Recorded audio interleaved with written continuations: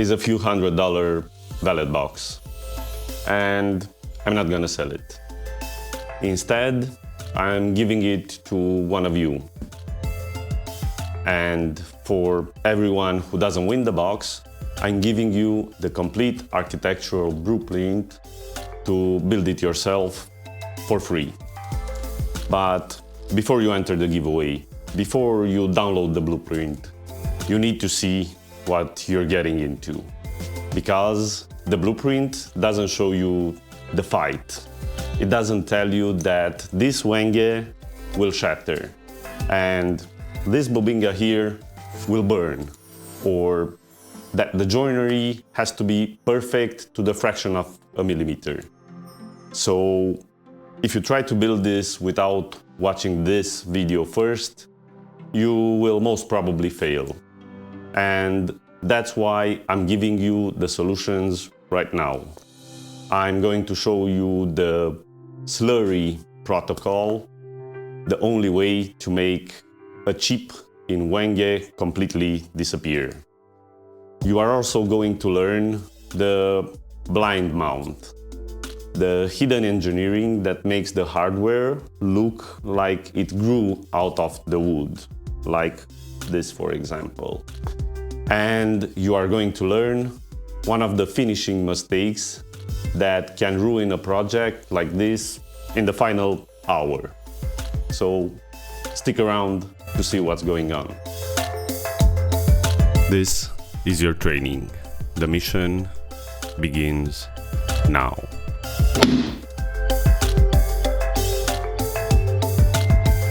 I need you to hear this while I mill the wood.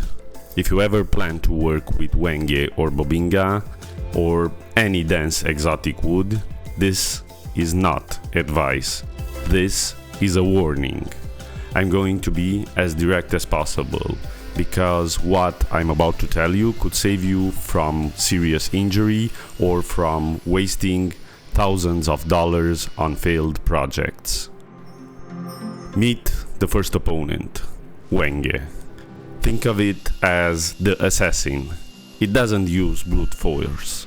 It uses stealth and poison. The first warning is physical. The splinters are not like pine. They are brittle, needle-sharp shards that feel like volcanic glass. They break off deep under the skin and almost always go septic. That's why you'll see me wearing gloves, not for grip, but for defense. The second warning is chemical. The dust is a known respiratory sensitizer. This is a clinical way of saying your body can decide at any moment that it's allergic. One day you're fine. The next you have a reaction that could end your career. With this material, a respirator isn't a suggestion, it's a shield. It's non-negotiable.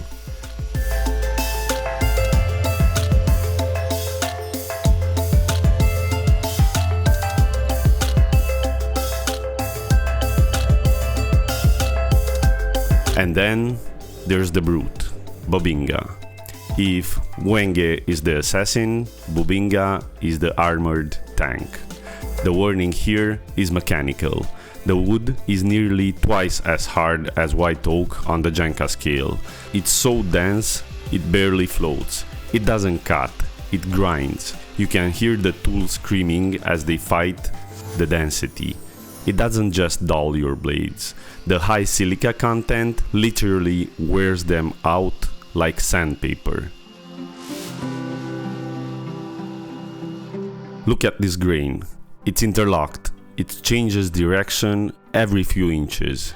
This means even with a brand new blade, it's prone to catastrophic tear out that can ruin a piece in the final pass. It requires perfect technique and a little bit of luck. And the final warning applies to both. It's financial. The raw material for this project represents a significant investment. These aren't just boards, they're commodities. There is zero room for a miscut. The layout lines are nearly invisible, playing tricks with the light. You have to trust the reflection from your marking knife, not the line itself. Every cut feels like you're defusing a bomb. The pressure isn't just to be precise for the sake of joinery, it's to avoid turning a $100 board into a $100 pile of firewood. So yeah, that's the price of admission. The assassin and the brute. A battle on all fronts. Physical, chemical, mechanical, and financial. Now let's cut the joinery. The shell is walnut. Compared to the Wenge, working with this feels like a vacation. But walnut has a different job. Its job is to sell the illusion. The goal is to make this box look like it was carved from a single solid block of timber. To do that, the grain has to follow like water around every corner.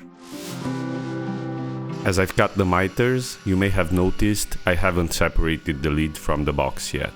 A lot of people cut their parts to size first.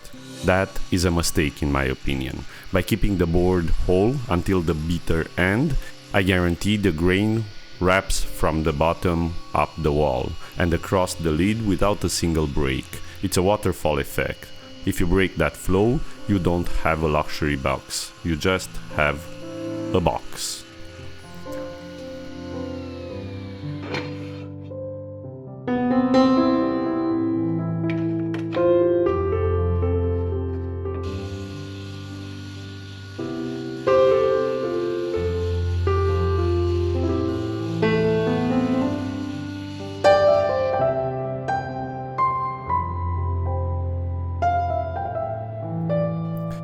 I mark every corner, 1, 2, 3 and 4.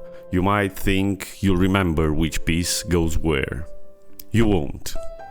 And gluing up a grain-wrapped box out of order is a specific kind of pain you don't wish on anyone. This pencil mark is the only thing standing between me and a very bad day.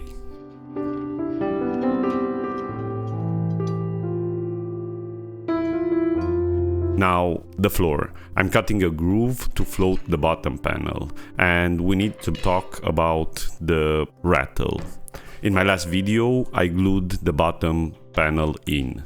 The internet police were unhappy. They cited the rules of wood movement, and they were kinda right. Floating the panel is the correct structural engineering. It prevents the box from exploding in the winter. But it comes with a tax. The rattle. To an engineer, that's a sound of safety. To me, it sounds like something is broken. I hate it. I prefer the solid thud of a glued panel. But I also prefer not reading a lot of comments about how my box is going to self-destruct. So today, we float.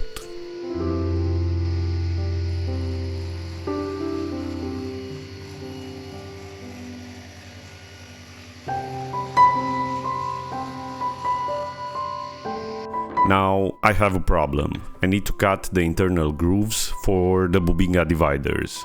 Usually I draw this on a long board before cutting it, but I couldn't do that here because the grooves need to stop before they hit the edge. So I'm routing loose parts. And if these slots aren't perfectly mirrored on opposite walls, the grid won't fit. So I have to cheat. I clamp the opposing walls together, paired up like a book. Then I clamp a scrap block to act as a physical fence. This forces the router to cut the exact same path on both pieces. It removes human error from the equation. Taking a router to a piece that is already mitered and cut to size is kinda terrifying. The router is a tool designed to ruin your week in a fraction of a second. But the cut is clean. The scrap fence worked.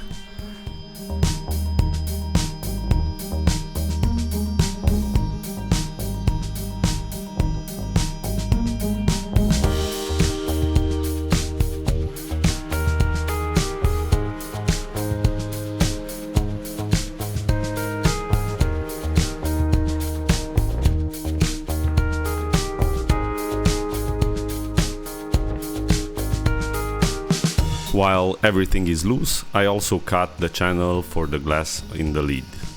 This is a tight squeeze. The barrel hinges I'm using are 12mm wide. The rim is only 14mm. That leaves me with a wall thickness that is basically paper.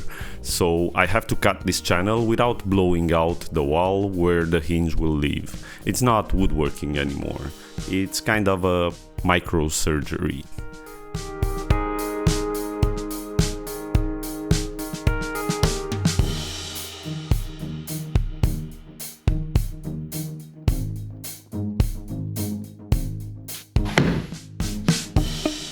Now, finally, we go to the glue up. The bottom panel goes in dry. The glue goes on the miters. This is the stressful part. You have wet glue, a floating panel trying to escape, and 4 mitered corners that want to slide around like they're on ice. I clamp the carcass first, then the lid. You can see I had to get creative with the clamp geometry here. It looks like a torture device, but it's keeping things square. We let this cure. When the clamps come off, the shell is one solid unit.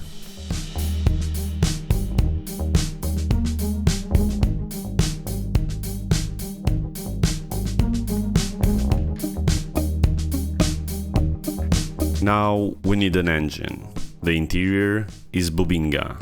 I chose this because it's dense, it's heavy, and it's the only wood loud enough to compete with the Wenge legs. But Bubinga doesn't care about your schedule. It's essentially red concrete. I need these dividers to be exactly 6mm thick. Not 6.1, not 5.9. If they are too thick, they crack the walnut frame. If they are too thin, the whole thing rattles like a cheap toy. I spent a lovely afternoon with my drum sander, slowly turning a board of expensive lumber into red dust. It's tedious, but precision usually is.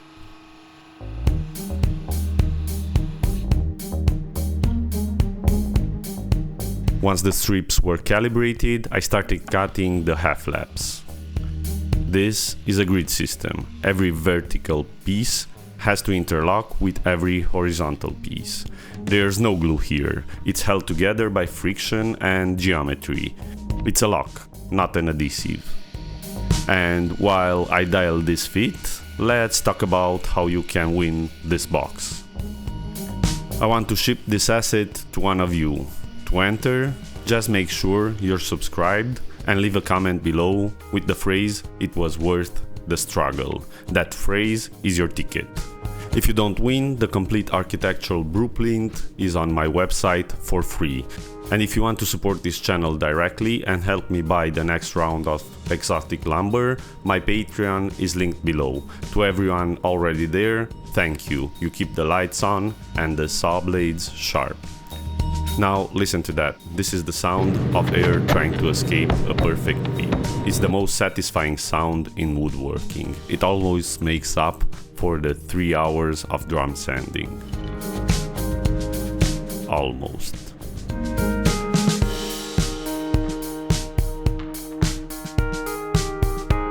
Hardware is usually an afterthought. On this box, it was a structural crisis. I'm using 12mm brass barrel hinges, but because I cut the channel for the glass, I only have 14mm of rim thickness left. Do the math. That leaves exactly 1mm of wood on either side of the hinge. If the drill wanders even slightly, the wall blows out, and the lid is trash. The fit is so tight, I actually snapped a hinge during the test fit. I didn't film it because I was too busy having a silent panic attack. I had to surgically extract the broken brass. It wasn't woodworking, it was high-stakes dentistry. I did manage to save it, but I had to clamp the final hinges with a vise. It's not just a friction fit, it's fused to the wood.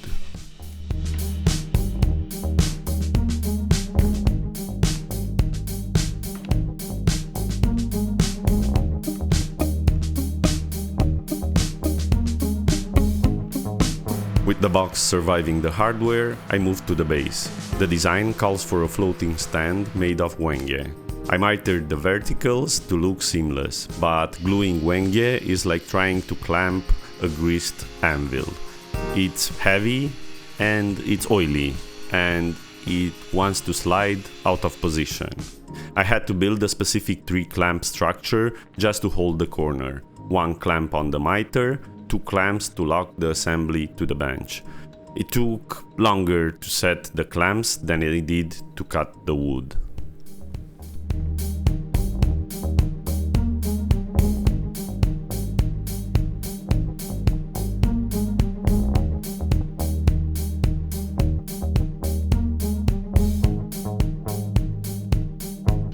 Then came the fun part, the dovetails for the stretcher.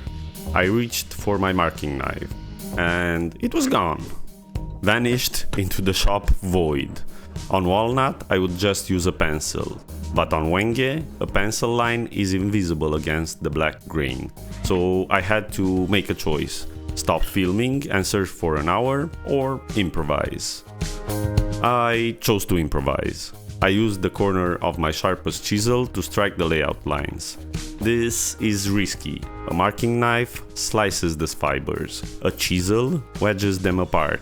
If I push too hard, the brittle Wenge would have split right down the grain line. It worked, but I don't recommend it. When I seated the dovetail, the baseline crumbled. I had tear out, a gap. Mechanically, the joint was tight, but visually it looked like I chewed it with my teeth. In a zero compromise build, you can't leave that. But Wenge gives you one advantage. Its porous grain is perfect for the Slurry Protocol.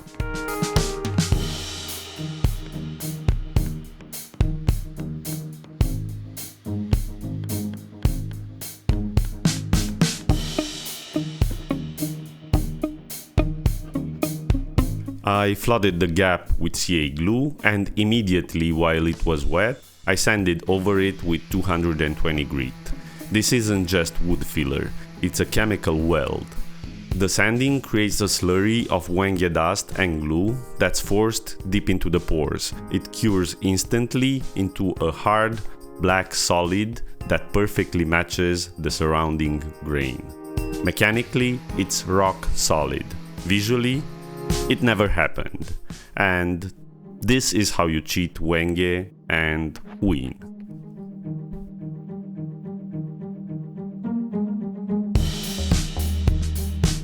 The heavy lifting is done. Now, the details. The box cannot just balance on top of a stand. That feels temporary. So I cut shallow recesses into the tops of the Wenge legs. This creates a mechanical index. The box doesn't just sit on the base, it docks. It feels like a single unit.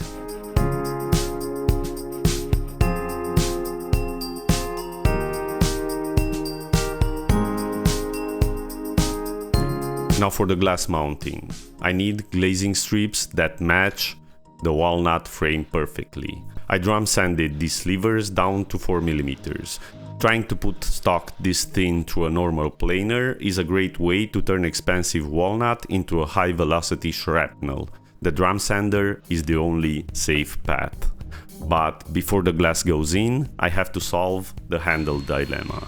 I'm using a knurled brass knob. Standard installation would leave an ugly screw head visible inside the lid. I could just epoxy it on. That's the fastest way. But epoxy is forever. If this brass tarnishes in 20 years, I want the owner to be able to remove it for polishing. So I countersunk a screw underneath where the glazing strip will sit. This is the blind mount. This is mechanically fastened but completely invisible.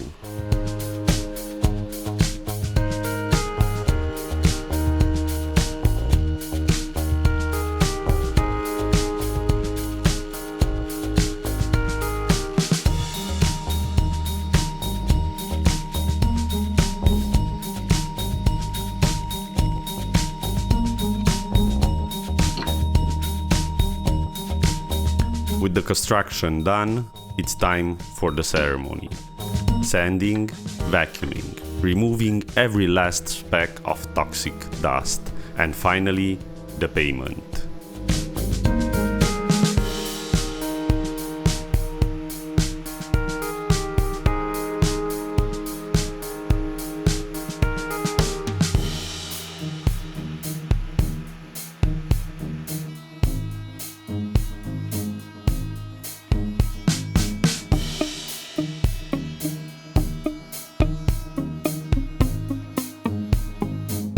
This is the moment the struggle makes sense.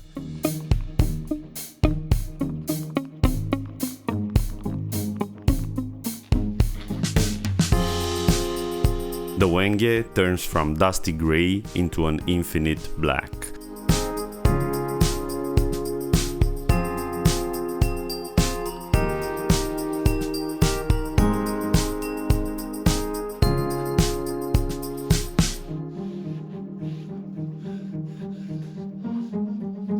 The Bubinga catches fire.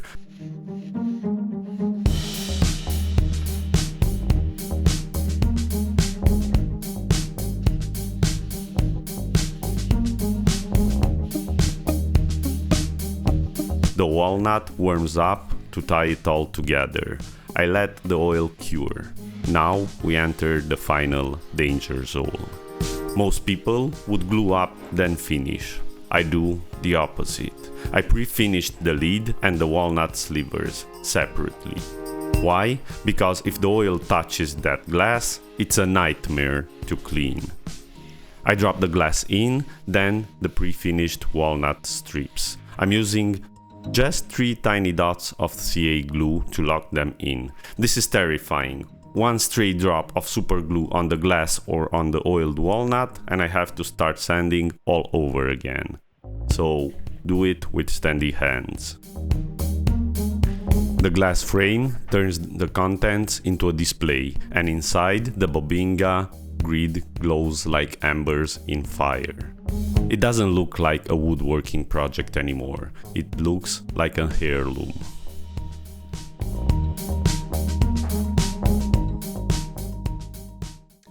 So, the verdict. Is it worth the toxicity, the broken hinges, and the financial stress? Looking at this right now, I'd say, yeah. There's no stain that looks like oiled Bubinga. There's no paint that feels like Wenge. But as I promised, I'm not going to keep it. This box is going to one of you, free of charge. If you want it, just make sure you're subscribed and leave a comment down below. It was worth the struggle. And if you miss out on the box, the architectural blueprints are also free on my website. Go build it. And for those who want to help me buy the next round of exotic lumber, because this stuff isn't cheap, my Patreon is linked below. Your support is what fuels the next fight. Because I'm not done. The Wenge is tamed, but that pile of exotic woods, they are still staring at me, and I have ideas for them that makes this box look easy. So make sure you're subscribed. You don't want to miss what happens to that stack. Good luck with the giveaway. I'll announce it in my next video. See you in the next one.